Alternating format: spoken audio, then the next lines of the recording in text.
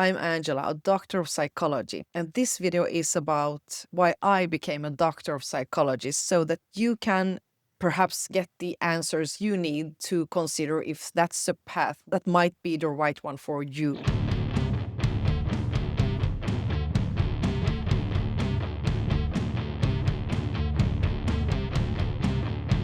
So, did I always look the part? No. I used to play in a death metal band. Black skinny jeans, Dr. Martens, a band t-shirt. I actually wore both studded belt and a bullet belt on top of each other. Well, I'm sure you can imagine. It was the classic, traditional, stereotypical metal uniform 101. Well, it was the whole package. I'm sure you can picture me during those years. And I'm gonna tell some bits and pieces from my past that's gonna really get you to understand that I wasn't the person that you'd expect to get a doctorate eventually. So no, I didn't look the part originally, not at all. Today I read books on human behavior and all the things we can do to make our own life as well as the lives of the people in our surroundings better. And I also work as a keynote speaker in the corporate field. And I really love sharing what psychology can teach us about life, about relationships. And in this video, we'll also check out the different types of psychology there are, because sometimes we have a way too narrow picture of what this subject is all about. So, how did it happen? How did I get my PhD? And is it worth becoming a doctor of psychology? If you're even psychology curious, this video is for you. By the end of this video, you will know exactly what it takes to become a doctor of psychology, what the journey actually feels like from the inside, and how it can change the way you see yourself and others. And this is a capacity or competence or ability that you'll carry with you forever. So first of all, let's start by looking at the path to a PhD. What does it really take to become a doctor of psychology? So this is something. Becoming a doctor of psychology is at least a 7-year journey. And I know it sounds like a lot, but while you're in it, it's so enjoyable. So you're kind of working with something that you really love. Even though you are studying, you're on your way to becoming this doctor. And the journey starts with a bachelor's degree. And in Sweden, this is called Fil.Kand, Filosofi Kandidatexamen, followed by 4 years of doctoral studies.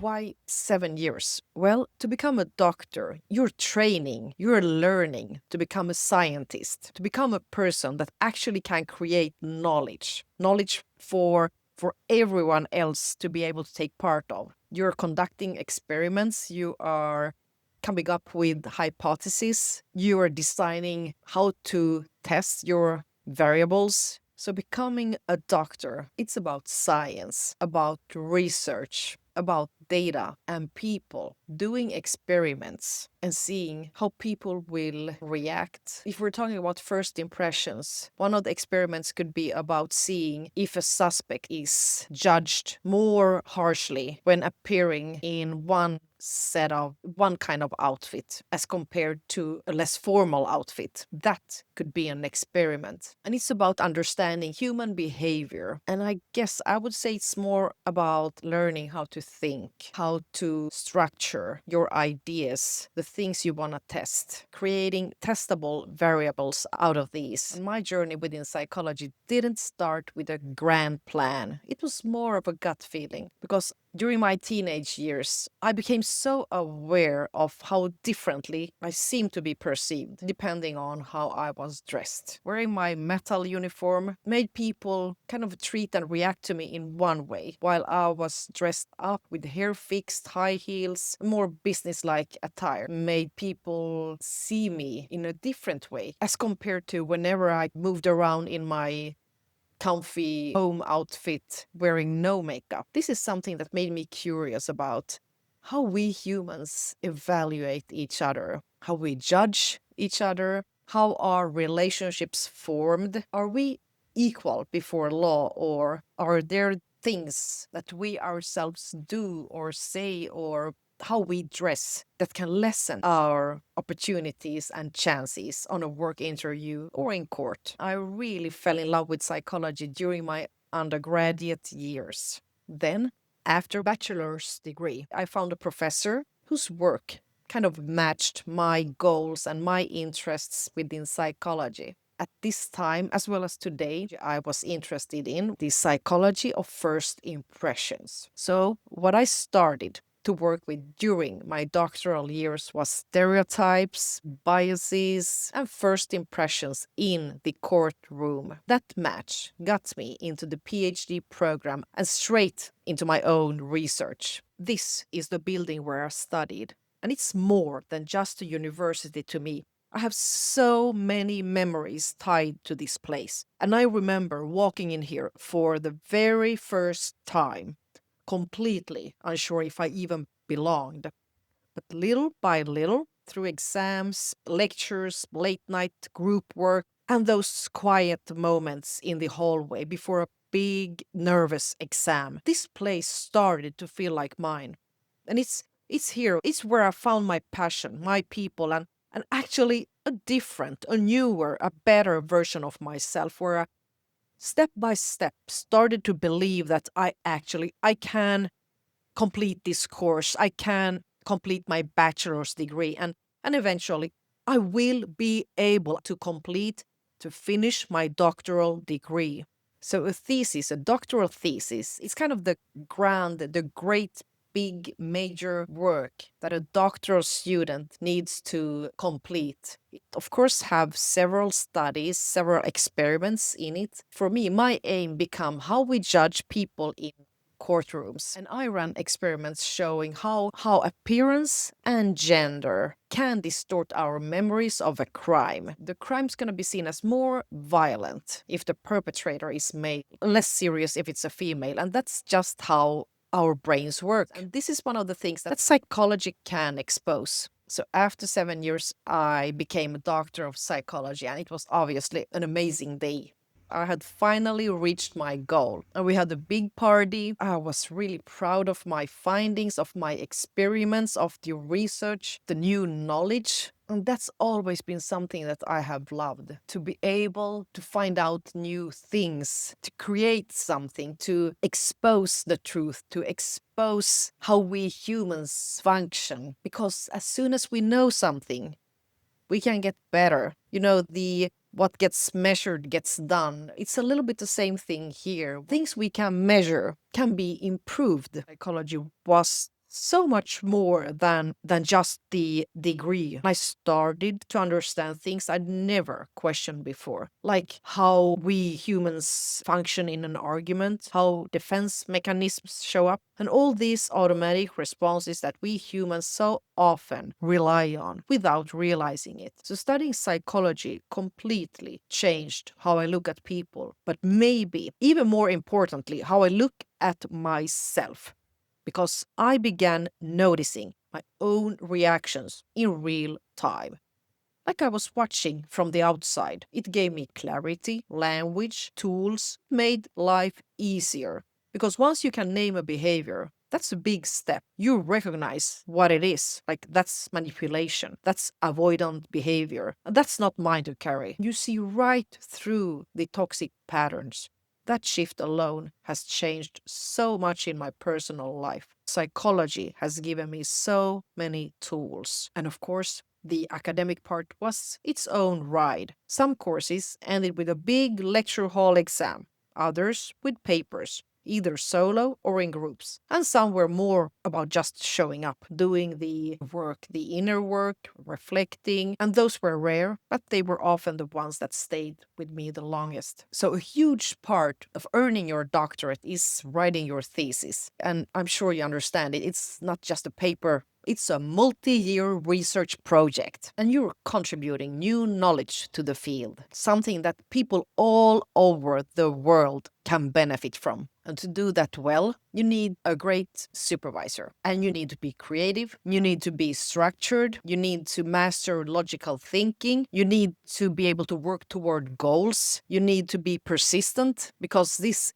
is gonna take years. And one one experiment can take months, it can take years. So you really need to be able to keep your eyes on the goal for a long time, regardless stuff that happens in your private life. I had the main supervisor and I had the secondary supervisor. And this was really a great combination, a great match, because they were good in kind of a little bit different things. Their respective fields of research were in a little bit different areas, so they complemented each other in a beautiful way. So I designed studies, I analyzed data, and built a body of work on how we perceive guilt, credibility, and appearance, these external factors that all of us come with. And outside the lab, I of course had these fresh memories of how I was treated differently when wearing sweatpants and no makeup as compared to all dressed up,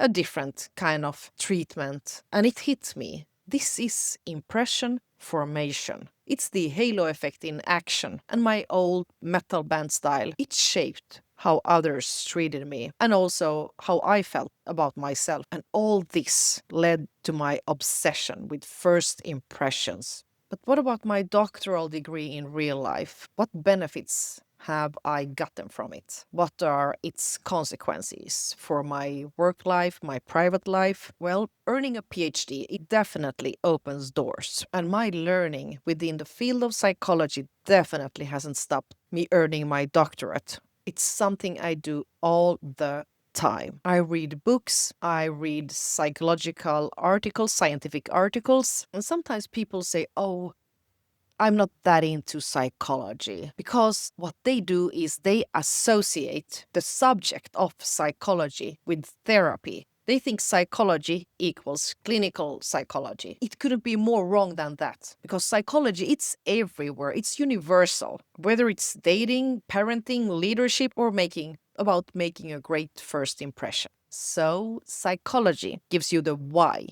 behind the what. And during my doctoral years, I started teaching, which is really odd because I was terrified of public speaking. And it turns out I loved it. So after finishing my doctoral degree, I started writing books. And it was kind of part of my mission, the thing that I loved, creating knowledge. But here it was more like making knowledge, academic knowledge, from databases, usually only accessible for scientists, and making it accessible to anyone who wants to improve their life. And after writing my thesis, which was one kind of a book, this is what it looked like. And the title is Justice Needs a Blindfold.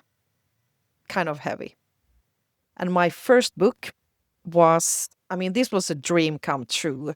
All of my books have been a dream come true in one way, but the first book, just being able to publish your first book when part of you told you that you will never be able to, like, why would you be one of those who write books? It's so few of us that a publishing house, a publishing company actually accept. Because there are so many of us that want to write and publish a book. So, writing a book, it really is to pass through the eye of a needle. Like, really, it's about beating the odds because so many people want to publish their own book. So many of us feel they have a story to tell, and we do. We have our own unique experiences, our own stories, but it's really tough. It's about getting through an extremely selective process. And once I did that, it just felt surreal. But once you believe, you just don't give up. You can do it. This book is to be published in India, in English, in a bit. It's about our 3 hidden motives that shape our lives, that steer our actions, reactions, our relationships. And that's one of the books that has been released to the most number of countries. My book, my dating book, 100 Dates. This is the English-speaking edition that was released with Pan Macmillan Bluebird in the UK. This book, Naked Truth, this is a tough subject. It's about infidelity and why people cheat. And I have personal experience. And I just needed to write about it because there is so many books were focused on how to heal, how to move forward as a couple. But in my past relationship, that wasn't the case. That wasn't an option. And I've made a few videos on that. So if you want to know more, just Check it out. Your Hidden Motives in Another Language, about first impressions in Finnish. Here's my first book released in Sweden. That's my little baby. Now, of course, I'm not super proud of this book. I'm proud of it becoming a book, but like so much things have happened since the day I wrote this. I'm more proud of my newer books. They're more like the way I want to write, more personal. They have the right touch. Here's another 100 Dates in Swedish, in Finnish. Well, psychology, it's life. It's anything we do and everything we do. And the PhD, my PhD is also something that made my YouTube channel possible, I'd say, because I wouldn't have felt that comfortable talking about psychology and not having a higher education in it, like the insights necessary and the experiences necessary and a critical eye of a scientist to be able to evaluate the things I want to talk about and the things I'm studying that I want to talk about on my YouTube channel. My speaking career, being a keynote speaker, that's also something I've been able to work with thanks to my doctoral degree. So my doctoral degree really has opened so many doors. I kind of live and breathe psychology. So, was my doctoral degree worth it? Now, in retrospect, yes, 1,000 times yes. It was challenging, it was partially exhausting, it was sometimes overwhelming, but most of all, fascinating, empowering, and completely life changing. So, if you're curious about people, about human behavior, why we do the things we do, you're curious about yourself, your own reactions, actions, biases, choices, this path might be yours too. Have you ever wondered or thought about studying psychology? Or do you just love understanding people? Please let me know in the comments. I'd love to hear your story. And I'd love you to subscribe for more thoughts on psychology, on dating, on toxic behaviors, first impressions, charisma, and all the weird, wonderful ways that you and me are wired. Because psychology isn't just something you study, it's something that you live. Thank you for watching, and I wish you all the best.